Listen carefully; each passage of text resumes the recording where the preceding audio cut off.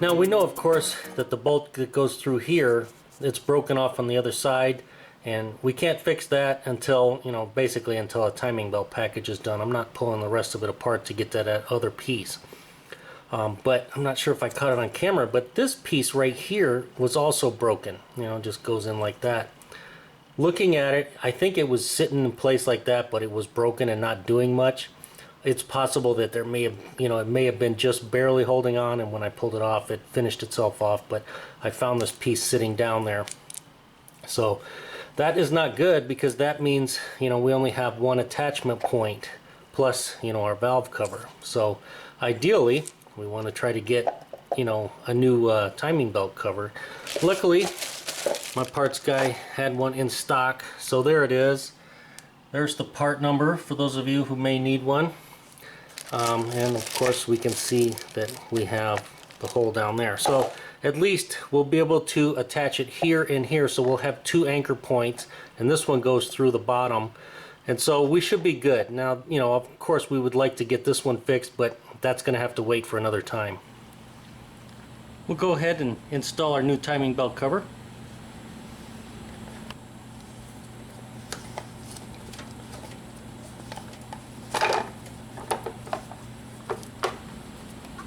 When you're dropping these down, if it's kind of loose, it's not in position. You should be able to feel it kind of pop into place once you get it in the right spot.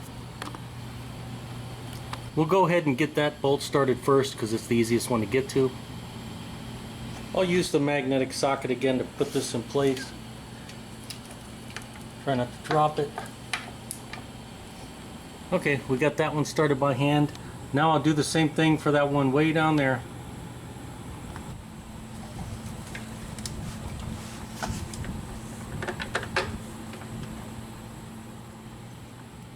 And that lower bolt's in position, so now I can just snug them up. Of course, if we had the third one, we'd put that one in.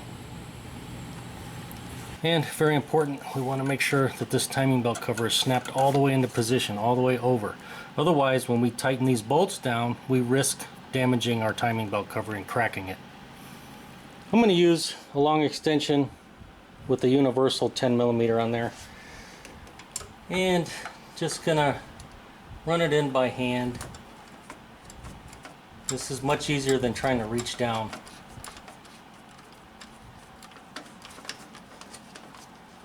And that's pretty snug by hand. You can, hopefully you could see that that kind of pulled it in.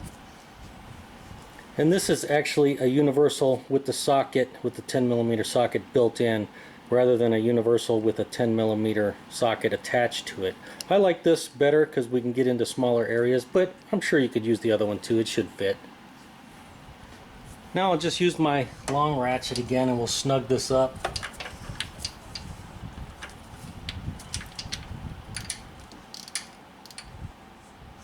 That's it. We just want to make it snug. We're only holding down a plastic cover. Same thing for that lower one.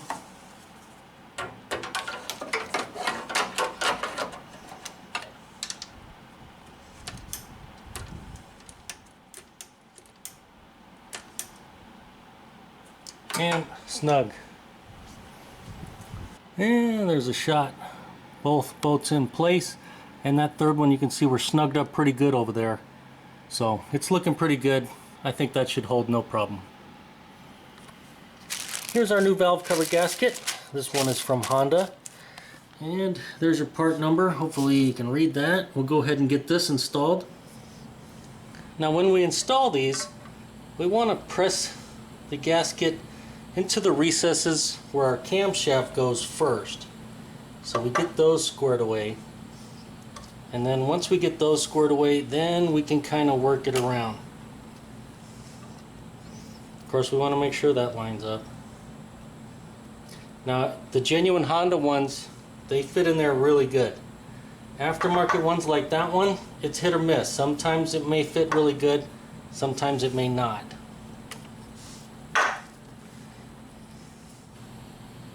Before we set it in place, we need to put some high temp silicone right in these four corners. Honda recommends Hondabond, so that's what I use. But if you don't have Hondabond, you're going to need some kind of high temp silicone. And you can see this stuff is made specifically for cylinder head covers. But we want to put this stuff basically where you see this area is squared off. See our squared off corner right here, and where it goes over here, that's where it needs to be applied. There's a better look right there. This flat squared part, we need just a little bit of Hondabond or silicone right here, all the way up to right here on all four. 1, 2, 3, 4. That's the only place we need silicone. We don't need to goop it up everywhere else. Then, you know, the next person that works on it, like me, has to clean it all up. So this is where Honda recommends putting it, and that's what we're going to do. Once we put our silicone in place on the four corners, we have 5 minutes to get this thing installed. Otherwise, we got to redo it, and that would mean we'd have to scrape it all off, you know, and reapply it. And, you know, if we scrape it off, we take a chance on messing up the gasket. So we want to make sure we get this set in place within 5 minutes. No need to goop it on, just get some in place. Now this is where it pays off doing a little bit of extra work and disconnecting our alternator and moving our wiring harness out of the way, because otherwise it will be laying right here and we go to put that valve cover in, we got to fight that, and we got to fight this, and you know, we have to fight our AC line is in the way, and we don't have a lot of wiggle room. We don't really want to manhandle this too much. We got a little bit of play, but you know, we can create a leak with our AC system and make another problem. We don't want to do that. So that's where this helps. When we drop it in, we have one less thing to kind of fight with.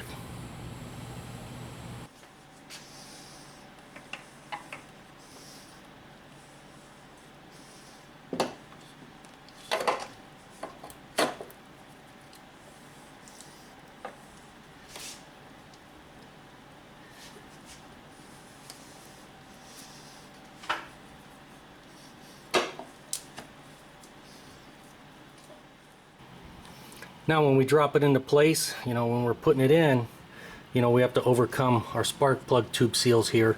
So that you got to kind of work and try not to, you know, damage our seals. And then we got to get it down into place everywhere. And then we just want to rock it a little bit to make sure that it seats properly. Now we should be able to put our bolts in and tighten them down. The long bolts go in the back. And if we look closely, we see they have a shoulder, so we need to, you know, make sure that this screws in properly, and then once it gets down to the bottom, it's going to bottom out there and snug up, and that prevents us from crushing this valve cover seal down into oblivion in case there's a leak or something. You can tighten these all you want. All you're going to end up doing is breaking this bolt or possibly breaking the head off. I've seen that happen before from over tightening it, so we don't want to do that. And if you look, we have these rubber pieces up at the top, and they're going to go in, you know, and that's going to kind of seat down in there. And so as we're tightening them, we have to overcome the rubber kind of wanting to, or not wanting to go in there. So just be aware of that. And of course, the 3 short ones go up front here.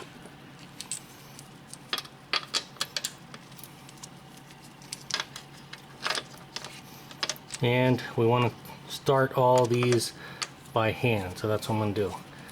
Sometimes the easy ones are in the front because those will find the hole pretty quick. These in the back can be tricky, and sometimes they don't want to line up, and you gotta find it. There we go. I think we got them.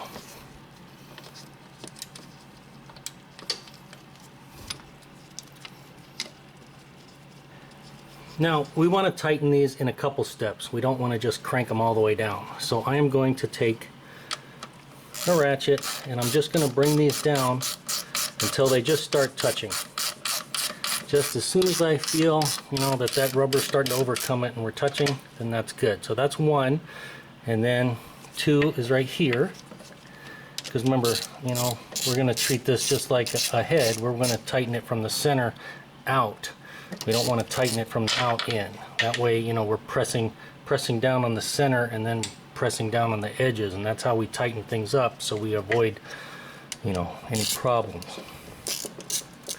But in this case, this first round, we're just going to just get them to where they just starting to tighten up. So 1, 2, 3, 4, 5. Yeah, I'm gonna have to figure something out because this is right in my way. Hang on. I just switched to an extension with a 10 so I can easily do them all.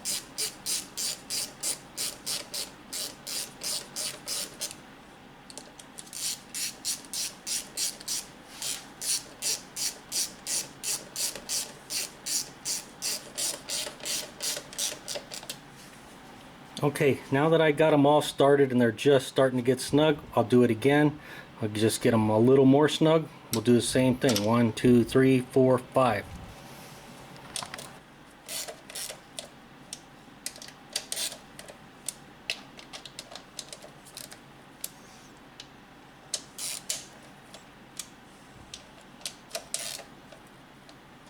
Alright, now I could feel that all 5 hit the bottom. They hit that little shelf that we have on the bolt, and they all bottomed out. So now we can do our final torque. Now we need to do the final torque, and it's going to be 7.2 foot-pounds. And if we do inch-pounds, because I don't like to do foot-pounds on a 1/4 inch ratchet, 7.2 times 12 is 86.4. So we are going to round up to 87, and if we look at the equivalent measurements, we just scroll through, there's our Newton meters, whatever the heck that is, and that too, and then foot-pounds is 7.25, so we're basically right there. So that's what we're going with.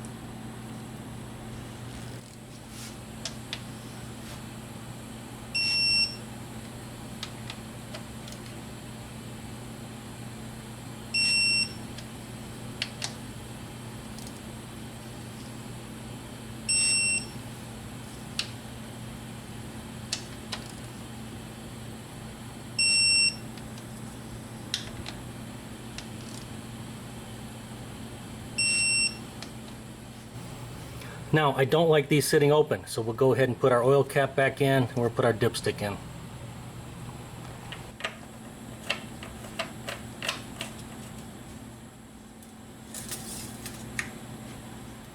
And we can go ahead and get our bungee cords out of the way. We'll go ahead and slide this back into place. It can be a little tight. Come on.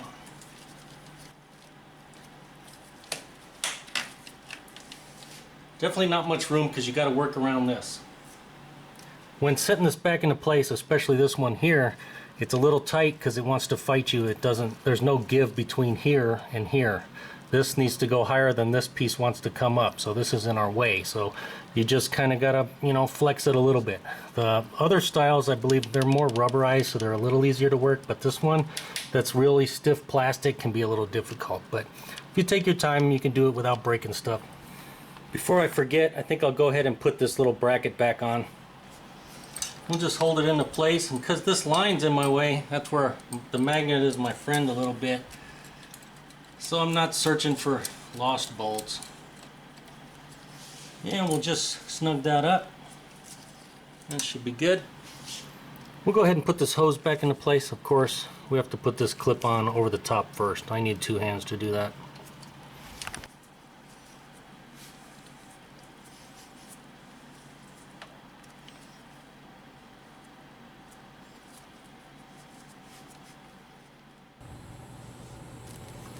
We'll just go ahead and lay this back into place and just start reattaching stuff and getting everything back hooked up.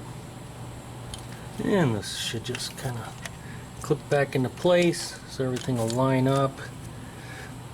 Yeah, I'll get these plugged in because I don't like, we don't want to leave a sensor unplugged. See if I can do it with you guys. Plug that one in. We'll plug this in. Of course, we want to hear it snap. And we'll just tug on it a little bit and make sure they're fully seated. We don't want to create issues that weren't there. I think I'll go ahead and just stick this connector back over here and get it all squared away. Of course, this bracket right here is going to bolt in right there, and I got to reach underneath there and get it. A little bit of a pain. Definitely easier if you can just unsnap it. And then, of course, you know, our actual connection right there is just a nut that we'll have to put over the stud right here. We just don't want to over tighten it because this is plastic right here. And then we'll plug our connector in. This connector right here, which is just, you know, just a standard connector you see on Hondas. We just press this to get it off, and we can just snap it in place. And of course, we want to tug on it, make sure it's good, and then we want to put our boot over the top to protect it. So I'll get that done. The little bolt that holds that bracket on, if you ever need to take it off, is 8mm. So I'm going to do the same little magnet trick with my magnetic sockets, and I'll just get it started like that. Everything's back in place on the alternator. Of course, we want to make sure that everything's snug, plugged in, and that our boots are back on. And looks like we're good to go. Now, of course, we don't want to set any more cam trouble codes, so why don't we go ahead and get that thing plugged back in.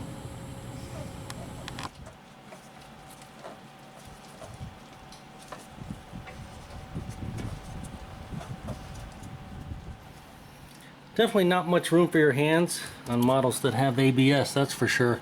But as you can see, we got it all back into place and that rubber cover is back on. We'll go ahead and set this back into place. Should just kind of line up.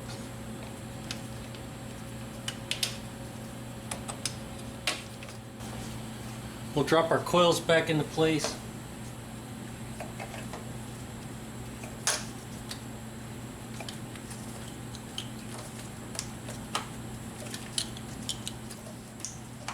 We'll get this bracket back here in place, and this little ring slipped all the way down here. So we'll just move that up there where it belongs.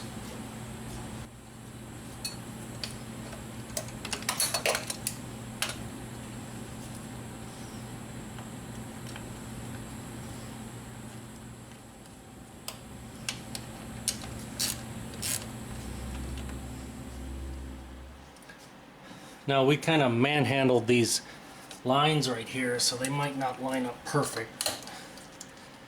Just try to get them snapped back into place.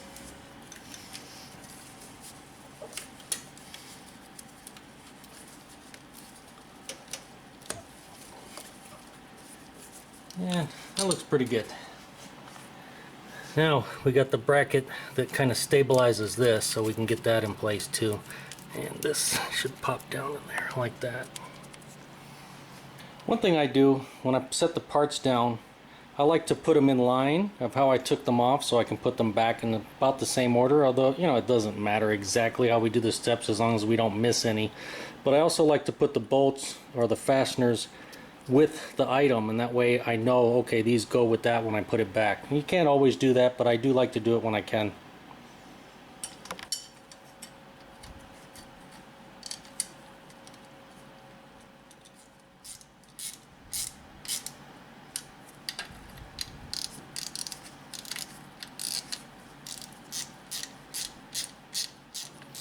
And when we put this bracket back, it's got two little tabs, one right here and one right here. And we want to make sure that this bracket on our AC line lines up between the two. Alright, we'll get things buttoned back up.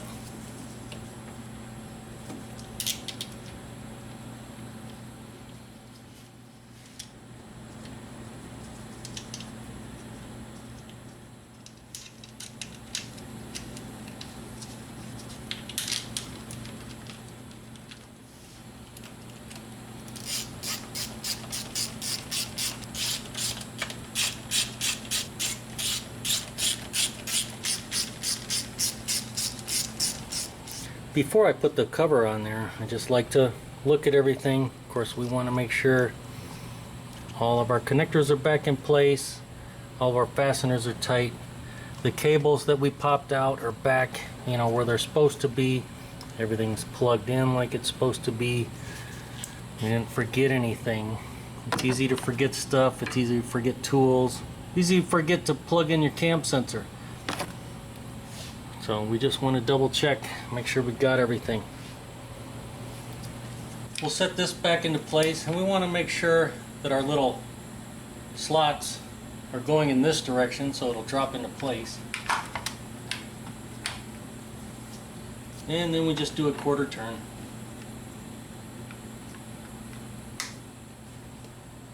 I'll go ahead and get the battery cleaned up and connected. Remember, when we're reconnecting a battery, we're going to connect the positive first and then the negative last. And if you're wondering what that is, that's dielectric grease that I use on the battery terminals to prevent corrosion. So I'll have to clean that up, make my connections, and then I'll reapply it. This stuff works great at preventing corrosion. The battery's reconnected, everything's good and tight. We don't have a battery hold down on this vehicle, but the bolt was still here, but it was way up, like somebody just barely started it. So I at least ran it down, so if we ever do get another battery hold down, at least the bolt will still be here. And this hose was popped out of the bracket and the foam fell down there. So it's little things like these, when we put everything back together, we got to make sure everything's back. We need to give our Hondabond a little bit of time to set up. So since the time we put that valve cover back on, we want to wait at least 30 minutes before we add any oil, and I also like to wait 30 minutes before I start the vehicle up too. Now I want this engine computer to forget everything it knows about that old cam sensor that it didn't like. And so in order to do that, I'm going to reset the PCM or engine computer, and I'm going to do an idle relearn process. Now, because we disconnected the battery, I have to do the idle relearn process no matter what. But because that's a new sensor, in addition to do that idle relearn, I'm also going to reset the PCM, and we can do it with a scan tool, or we can do it right here on this model, right from our fuse box, which is kind of nice. So we'll just pop this off, and if we look, we're looking for our number 6 fuse, which is a 15 amp and goes to the ECU, and it's right here. Number 6 fuse ECU. And where does that coincide? That's actually this one right here, this 15 ampere. And so all we need to do is pull that out. Let me grab some needle nose. So we'll just pull this out for 15 seconds, just like that.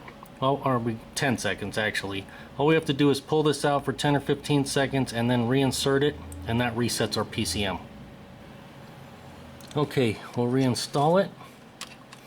And now our PCM is reset. Definitely made it convenient on this model. Now, to do the idle relearn on this vehicle, it's pretty easy. What we need to do is start it and let it get up to operating temperature. Basically, that means the cooling fans have come on at least twice. A lot of times you can, gently rev it up to 2,000 or 2,500 RPMs for a little bit to help the warm up process. Because if you just let it idle, it'll take all day to get warm, especially if it's not that warm out. But anyway, we want to get it good and warm, and then once those cooling fans have come on a couple times and we're confident that it's nice and warm, then we're just going to let it idle with no loads. So everything that's electrical needs to be turned off. You don't have to unplug anything, but just don't have the headlights on or blower motor or anything like that, even the radio. Turn everything off, and then we're just going to let it idle for 5 minutes. At least 5 minutes. I like to go at least 10, but at least minimum 5 minutes. And during those 5 minutes after it's warmed up, that computer is learning all the characteristics of the engine, including that new cam sensor, and then we'll be good to go. If you want a little more detail on that, I'll link a video where I did this process.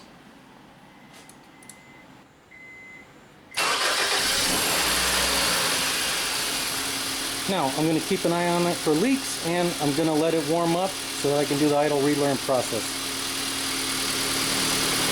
Alright, the cooling fans just came on for the second time. So as soon as they go off, we'll go ahead and let it idle for 5 minutes with no electrical loads. Okay, so we can start our 5-minute timer right now. Now, we don't want any electrical loads, so we don't want anything electrical on in here. The door we want closed so the dome lights are on, or are not on. But now we'll just let it idle 5 minutes, and then during that time it's learning.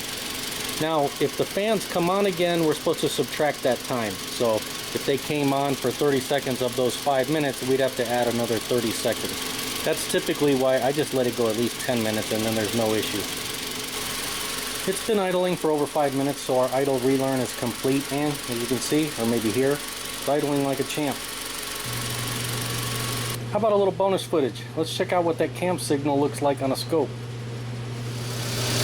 Alright, hopefully you can see that's what our cam signal looks like. It's kind of moving across, even though I do have a trigger set, there's a little bit of variance, so it is moving. We have it set at 200 milliseconds right now. Let me go ahead and pause it, take a better look at it.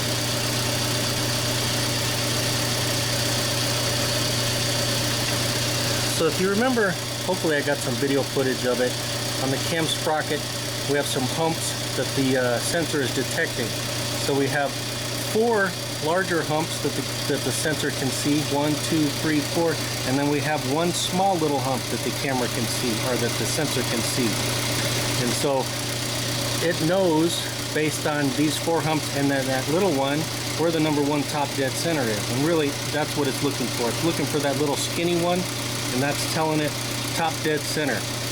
And so for the code to set on these, it wants to see those 4 humps and then the little one. If it sees more than 4 of those humps or less than 4 of those humps, then it's going to set the code. I think it has to do that 30 times. So if it sees, you know, less or more than 4 humps more than 30 times, then it's going to set that code of P1361. But that's all this signal is. It goes from 0 to 5 volts, you know, and it's just using magnetism basically.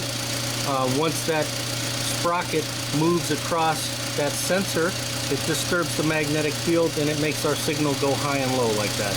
That's all it is. Pretty simple operation, but that's what our signal looks like.